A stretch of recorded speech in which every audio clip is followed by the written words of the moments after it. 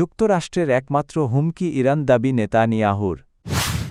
ইরানে আক্রমণের কারণ জানালেন মার্কিন পররাষ্ট্রমন্ত্রী। ইসরায়েলে ব্যালিস্টিক ক্ষেপণাস্ত্র ছুড়ল ইরান। ইরান সৌদির আরামকোতে হামলা চালায় ইসরায়েল। ইসরায়েলের প্রধানমন্ত্রী বেনিয়ামিন নেতানিয়াহু বলেছেন, ইরান প্রকাশ্যে যুক্তরাষ্ট্রকে ধ্বংস করার হুমকি দিচ্ছে এবং সেই লক্ষ্য অর্জনে কাজ করে যাচ্ছে। ফক্স নিউজকে দেওয়া এক সাক্ষাৎকারে তিনি এ মন্তব্য করেন। নেতানিয়াহু বলেন, ইরানই একমাত্র দেশ যে খোলাখুলি যুক্তরাষ্ট্রকে ধ্বংসের কথা বলে এবং তা বাস্তবায়নের চেষ্টা চালায়। তার দাবি, ইরান নতুন গোপন স্থাপনা ও ভূগর্ভস্থ বাংকার তৈরি করছে যাতে তাদের ব্যালিস্টিক ক্ষেপণাস্ত্র ও পারমাণবিক কর্মসূচি সুরক্ষিত থাকে। তিনি বলেন, এখন পদক্ষেপ না নিলে ভবিষ্যতে আর ব্যবস্থা নেওয়া সম্ভব হতো না। ইসরায়েলি প্রধানমন্ত্রী আরও দাবি করেন, ইরান যুক্তরাষ্ট্রকে লক্ষ্যবস্তু করতে ও চাপ সৃষ্টি করতে চায়, তাই দ্রুত ও দৃঢ় পদক্ষেপ নেওয়া জরুরি ছিল। নেতানিয়াহু বলেন, যুক্তরাষ্ট্রের প্রেসিডেন্ট শুরু থেকেই ইরানকে পারমাণবিক অস্ত্র অর্জন করতে না দেওয়ার অবস্থানে ছিলেন। আলোচনা ও সতর্কবার্তার পরও ইরান অবস্থান না বদলানোয় শেষ পর্যন্ত সামরিক পদক্ষেপ নেওয়া হয়েছে। তিনি দাবি করেন, যুক্তরাষ্ট্র ও ইসরায়েলের জোট এখন আগের চেয়ে শক্তিশালী এবং তারা একসঙ্গে কাজ করছে যাতে ইরান পারমাণবিক সক্ষমতা অর্জন করতে না পারে। মার্কিন পররাষ্ট্রমন্ত্রী মার্কো রুবিও জানিয়েছেন, ইসরায়েলের সম্ভাব্য হামলা এবং তার জেরে মার্কিন সেনাদের ওপর পাল্টা আক্রমণের আশঙ্কা থেকেই ট্রাম্প প্রশাসন ইরানে আগাম বা প্রিএম্পটিভ হামলার সিদ্ধান্ত নেয়। তিনি বলেন, ইসরায়েল আত্মরক্ষার নামে হামলায় অনড় ছিল।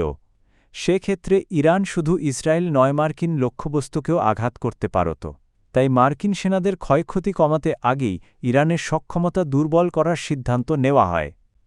ক্যাপিটল হিলে ট্রাম্প প্রশাসনের রুদ্ধদ্বার ব্রিফিংয়ের পর কংগ্রেসে এ নিয়ে তীব্র মতভেদ দেখা দিয়েছে। Vice president J.D.. ভ্যান্স বলেন, প্রেসিডেন্টের মূল লক্ষ্য ইরানকে পারমাণবিক অস্ত্র অর্জন থেকে বিরত রাখা। তবে সিনেটের ডেমোক্র্যাট নেতা চাক শুমার এই সংঘাতকে ট্রাম্পের যুদ্ধ বলে আখ্যা দিয়ে বলেন, প্রশাসনের ব্যাখ্যা যথেষ্ট নয়।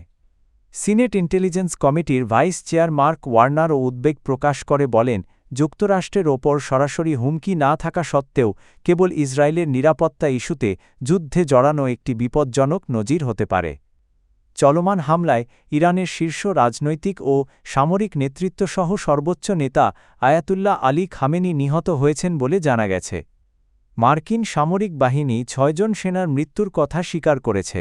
অন্যদিকে ইরানি রেড ক্রিসেন্ট সোসাইটি জানিয়েছে, দেশটিতে নিহতের সংখ্যা ৫০০ ছাড়িয়েছে। দফায় দফায় বিমান হামলার জবাবে আবারও ইসরায়েল ভূখণ্ড লক্ষ্য করে ক্ষেপণাস্ত্র হামলা চালিয়েছে ইরান। তেহরান থেকে তেল আবিবের দিকে ব্যালিস্টিক ক্ষেপণাস্ত্র নিক্ষেপ করা হয়েছে বলে জানিয়েছে ইসরায়েলি সামরিক বাহিনী। খবর আল জাজিরার।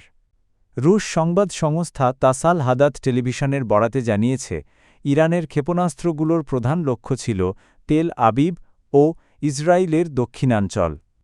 ক্ষেপণাস্ত্র হামলার পর ইসরায়েল জুড়ে সতর্কতামূলক সাইরেন বাজতে শুরু করে। বিভিন্ন এলাকায় আকাশে বিস্ফোরণের ঝলকানি দেখা গেছে বলে প্রতিবেদনে উল্লেখ করা হয়েছে।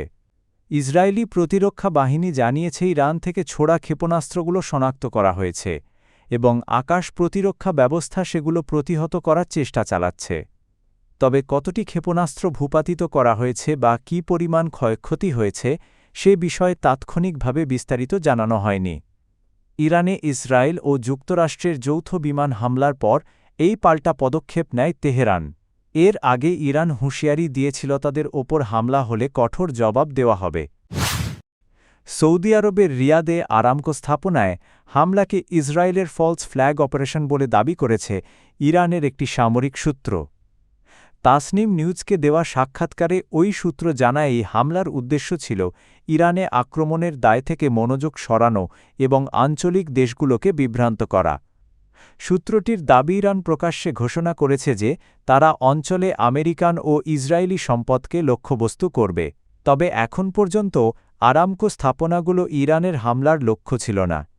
এছাড়া সংযুক্ত আরব আমিরাতের ফুজাইরাহ বন্দরও ইসরায়েলের সম্ভাব্য পরবর্তী লক্ষ্য হতে পারে বলে ওই সূত্র দাবি করেছে।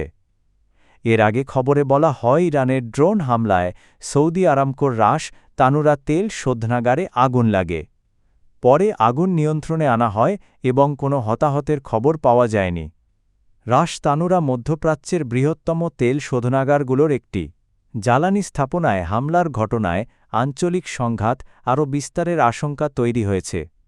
উল্লেখ্য, ফলস ফ্ল্যাগ বলতে এমন গোপন অভিযানকে বোঝায় যেখানে প্রকৃত হামলাকারী অন্য পক্ষের ওপর দায় চাপিয়ে রাজনৈতিক বা সামরিক সুবিধা নেওয়ার চেষ্টা করে।